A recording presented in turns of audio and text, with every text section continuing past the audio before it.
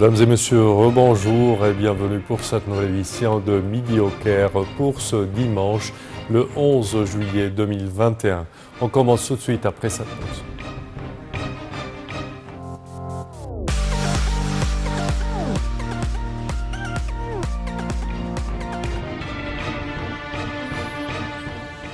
Le président Abdel Fattah el-Sisi a tenu hier une réunion avec le Premier ministre Dr Moustapha Madbouli et le ministre de l'Électricité et de l'Énergie renouvelable Mohamed Chakr. La réunion a porté sur le suivi et évaluation de plusieurs projets lancés par le ministère de l'Électricité, notamment dans le secteur de l'énergie renouvelable et de la liaison électrique avec les pays voisins. Voyons ensemble ce compte rendu. Le président Abdel Fattah el-Sisi a ordonné de poursuivre les plans nationaux visant à renforcer la composante des énergies renouvelables et à maximiser sa valeur, afin de diversifier les sources d'approvisionnement énergétique dont dépend le processus de développement en Égypte. Ceci a eu lieu lors de la réunion du président el-Sisi avec le Premier ministre Moustapha Madbouli et le ministre de l'Électricité et des Énergies renouvelables Mohamed Chakr el-Maghrabi.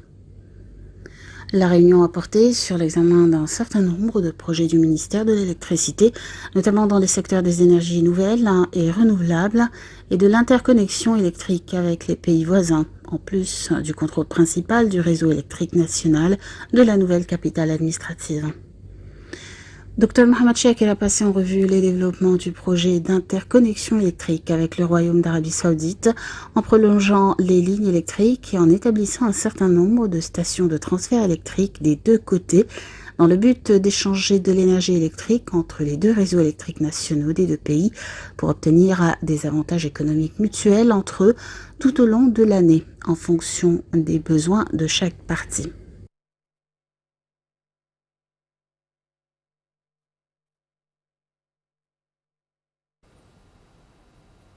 Et pour plus d'explications sur ce sujet, mesdames et messieurs, nous avons le plaisir d'accueillir à bout du fil Dr Passant Fahmi, qui est experte en économie. Bonjour, Dr Passant. Allô? Oui, bonjour, monsieur. Bonjour, Dr Passant. Alors, premièrement, comment voyez-vous quand même la tenue de ces grands projets d'électricité et d'énergie renouvelable et certainement la production de l'hydrogène vert pour l'économie égyptienne? Tout d'abord, nous devons savoir que nous avons un plan, un très grand plan géant pour le développement de l'Égypte tout entière. Sans électricité, on ne peut pas faire, non seulement l'électricité, mais je veux dire sans power, comme on dit, on ne peut pas vraiment appliquer ce grand plan géant, je répète géant, pour développer l'Égypte tout entière. Ça, c'est d'un côté. De l'autre côté, nous devons, quand on développe l'Égypte, nous devons savoir, ou nous devons avoir un œil sur comme on appelle, la température de la Terre. Ça, c'est très important parce que c'est devenu un problème très compliqué. Si jamais nous n'allons pas utiliser l'électricité verte, comme on dit, et on l'appelle l'électricité verte, pour ne pas polluer davantage le globe, ça sera vraiment très sérieux. Le troisième point qui est très important aussi, c'est la coopération régionale, c'est-à-dire une coopération avec les grands pays de la région, y compris bien sûr l'Arabie saoudite. Ces trois points-là sont toujours devant nous quand on avance en ce qui concerne le développement de l'énergie. L'énergie, c'est la langue du monde, comme la technologie. Sans les deux, on ne peut pas avoir un développement économique. Mais en même temps, ça doit être une énergie renouvelable, une énergie verte, c'est-à-dire que ça ne pollue pas l'atmosphère, une énergie qui peut être transférée facilement vers d'autres régions dans notre, comme on appelle, territoire. Il y a la région, comme on a vu, Monsieur le Président a rencontré, il y a eu des rencontres en Irak, en Jordanie aussi. Il y a maintenant l'Arabie Saoudite, il y a le Maroc et l'Algérie, la Libye, il y a l'Afrique. Alors, on est en train de développer cette force qui est très importante en ce qui concerne le développement économique.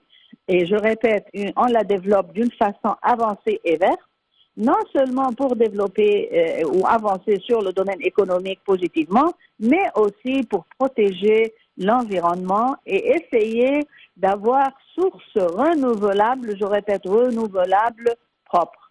Alors, ce sont des rencontres très importantes et les résultats sont toujours, alhamdoulilah, très positifs. Parfait, Dr Passan Fahmy, nous tenons à vous remercier de vos explications. Merci à vous. Et nous enchaînons, chers téléspectateurs, avec ce compte rendu. Le ministre des Affaires étrangères, Sameh Shoukry, a rencontré à New York son homologue soudanais, Dr Mariam As-Sadiq El-Mahdi, et le comité arabe chargé de suivre l'évolution du dossier du barrage éthiopien et la coordination avec le Conseil de sécurité de l'ONU à ce sujet.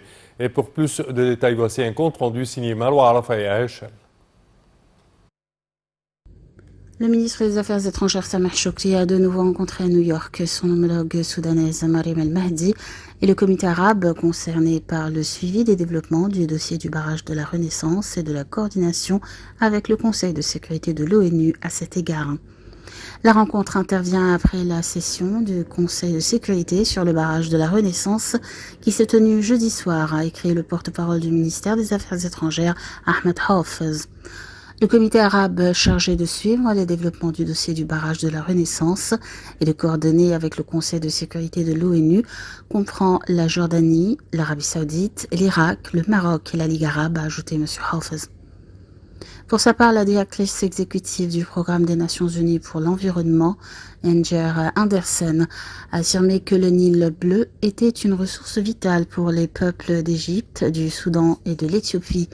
Une bonne planification de l'environnement hydrique peut aider à protéger des conséquences destructives des inondations saisonnières, à assurer de l'énergie et à emmagasiner au maximum de l'eau, a fait savoir Anderson lors d'une intervention devant le Conseil de sécurité. Le grand barrage de la Renaissance affecte le cours d'eau du fleuve, notamment que la sécheresse est récurrente, raison pour laquelle la coopération pour gérer ce fleuve commun est une solution durable et à long terme, a fait savoir Anderson.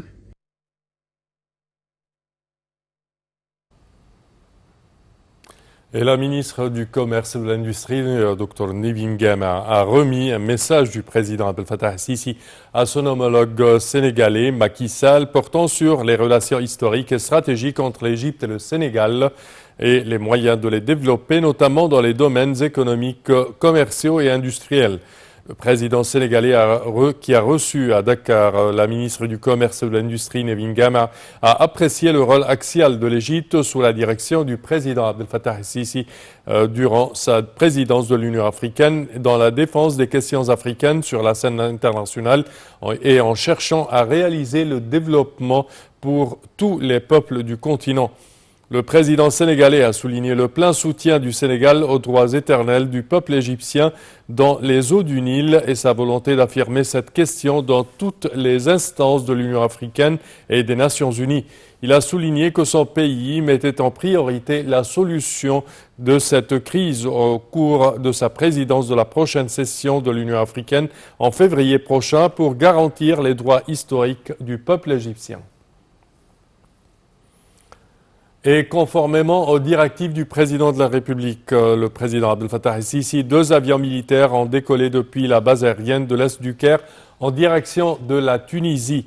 Selon le porte-parole officiel des forces armées, les avions ont décollé avec à bord des médicaments et des équipements médicaux. Ceci dans le cadre du soutien et de la solidarité avec le peuple tunisien en temps de crise. De son côté, la partie tunisienne a exprimé son appréciation du soutien de l'Égypte tout en affirmant la profondeur des liens de fraternité entre les deux peuples.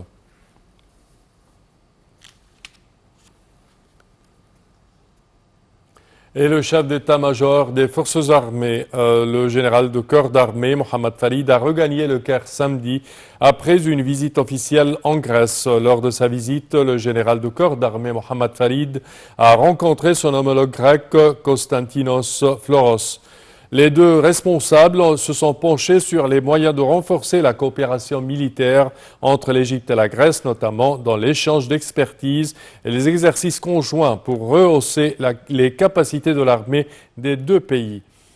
Les 2 parties ont signé un protocole de coopération dans le domaine de l'éducation militaire. Le général de corps d'armée Mohamed Farid s'est entretenu également avec le ministre de la Défense grec Nicolas Panayotopoulos au sujet du renforcement du partenariat stratégique entre les deux pays dans les deux domaines militaires et sécuritaires.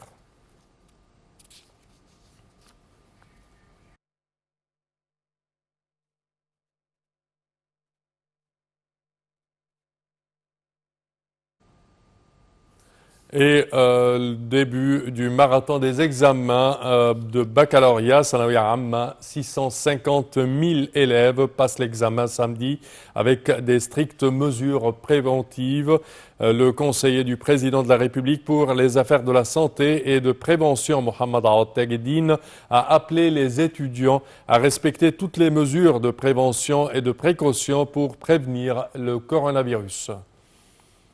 Et nous passons à notre information suivante. La ministre de la Santé et de la Population, Dr Hala Zaïd, a déclaré que l'Égypte recevra 2 millions de doses du vaccin Pfizer et Johnson & Johnson dans quelques jours. Elle a également souligné que les premières doses du vaccin Sinovac fabriquées en Égypte seront prêtes le 1er août.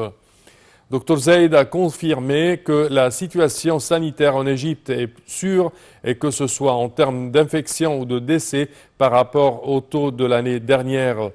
Concernant le variant Delta, la ministre de la Santé a indiqué que toutes les analyses que se sont menées sur les infectés nient sa découverte en Égypte jusqu'à présent, notant qu'il est entré dans plus de 100 pays dans le monde entier.